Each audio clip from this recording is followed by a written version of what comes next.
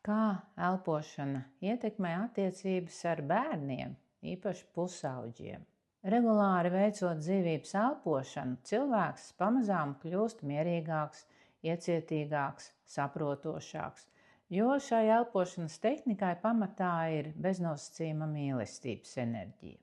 Tas uzlabo saskaņu ģimenē, īpaši tad, ja mājās ir pusauģi, kuri reizēm rada tādas situācijas, kā vecākiem gribas kliegt, dusmoties un pateikt visu, kas sakrājies uz sirds.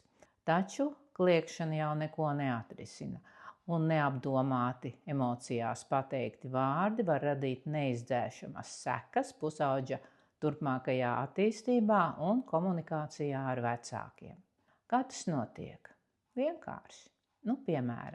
Piemēram, notiek strīds starp mammu un dēlu.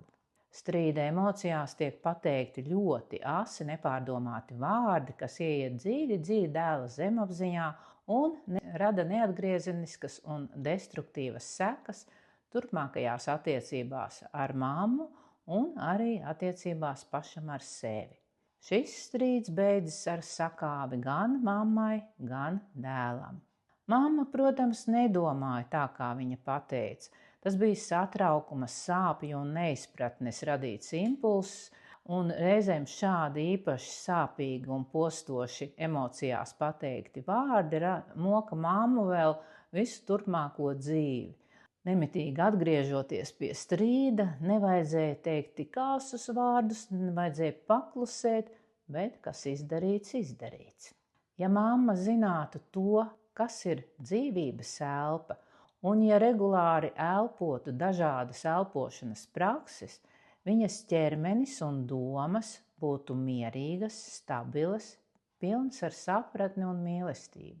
Viņa nekad neiekristu destruktīvās emocijās un asie vārdi netiktu pateikti, un visticamāk šāds strīds nemaz nenotiktu.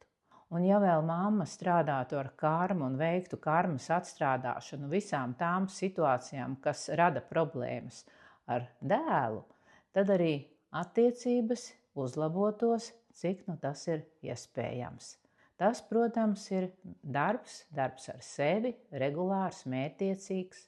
Dzīvības elpošana, strādājot ar karmu, ir milzīgs atbalsts un palīgs, jo elpošana ietekmē gan apziņu, gan prātu, gan domāšanu. Ja tu gribi apgūt dzīvības elpu, piesakies jaunajai grupai, kas jau drīzumā sāks mācības, un kļūsti par gudru, mierīgu un nosvērtu cilvēku, kas nekad neiekritīs destruktīvās emocijās. Uz tikšanos!